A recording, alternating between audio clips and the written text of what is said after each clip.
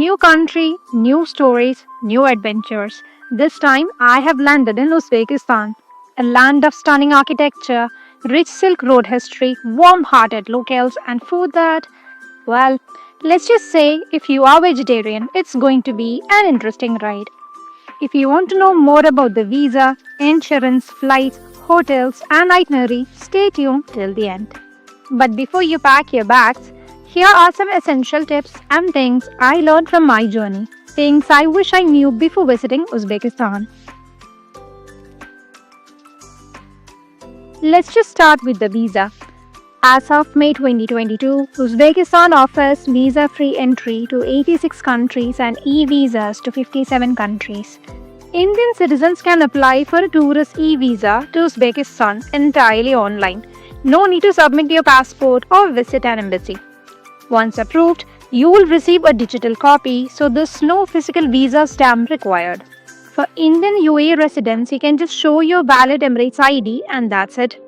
However, they are still requesting for an e-visa at the immigration. Since I applied during festive season, I had to wait for 5 working days. It's best to apply at least 2 weeks before your travel date to allow enough time for processing. Also make sure your passport is valid for at least 6 months from your arrival date. It's one of their basic requirements. Travel insurance is not a requirement here. More details are in the description below.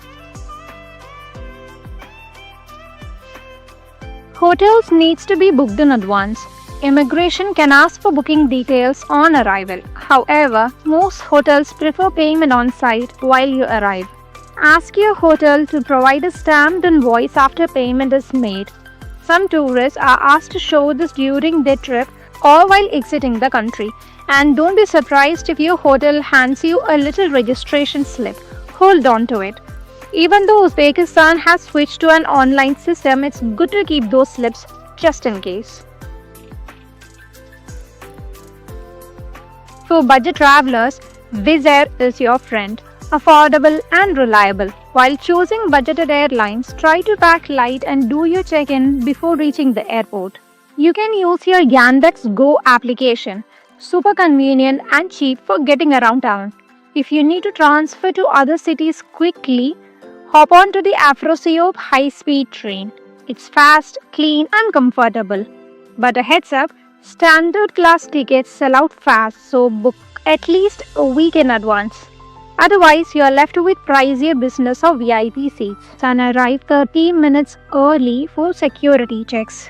Metro and bus services are extremely cheap in Uzbekistan.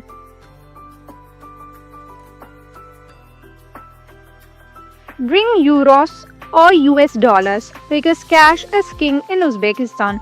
Convert them from the airport itself a little since they offer best rates than in the city. You will get low exchange rates whether you are at a bank, ATM or even at the local bazaar. Cards, especially Visa, are accepted at hotels and fancy souvenir shops, but don't expect that in the countryside. Pro tip: Uzbekistan has now notes up to 1 lakh som, so no more carrying stacks of bills like back in the day. Still, keep some small denomination euros or dollars for emergencies, border crossings, or market shopping.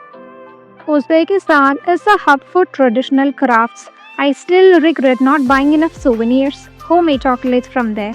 If I am revisiting, I would certainly have their beautiful dresses made of velvet. Don't make this mistake by not leaving enough space in your bags. Grab a local SIM card as soon as you land. I used Beeline, which had great coverage in cities, though it dropped off in the mountains. If you talk about the infrastructure in general, it was surprisingly modern, especially Tashkent and Samarkand with wide roads, metros and excellent rail connectivity. Tourist infrastructure is solid and entry requirements are friendly. You need to book for any tickets in advance, I would say. Is Uzbekistan safe? Uzbekistan is very safe even for solo travelers. I walked around freely and never felt uncomfortable. Uzbekistan has dedicated tourist police booths in major cities. They are super helpful and meant for traveler safety. A great initiative, I would say. I didn't encounter any taxi scams, which was a pleasant surprise. Just agree on the fare in advance or use Yandex Go to avoid confusion. But one thing to watch out for: child beggars, especially around the train stations in Samarkand and public spots within the city. They may tug at your clothes or bags. Just stay calm and keep your belongings close. People love Bollywood, so being an Indian feels like being a mini celebrity, especially if you are from North India. They almost know every actors and actresses. There is a language barrier. Locals speak Uzbek or Russian. Download Google Translate and learn a few basic phrases, and it will help you build connection. I reached out to a bunch of local travel agents, and almost none of them offered group tours, which I thought I could get like other countries that I travel to. Most packages were overpriced private tours, so do your research and try to plan independently if you are on a budget. Vegetarians? It's tricky. Most meals are meat heavy, but don't be shy to ask for meat free versions. They will often prepare something for you. Since vegetarian options are limited in local eateries, use Happy Cow application to find vegan spots. Also, there are Russian influenced salads, and if you are on the go, head to the local bazaars for snacks. Expect to spend around $10 a meal, but you will find sandwiches and snacks for just $2 too. I will mention a couple of must try dishes if you plan to visit Uzbekistan in the description below.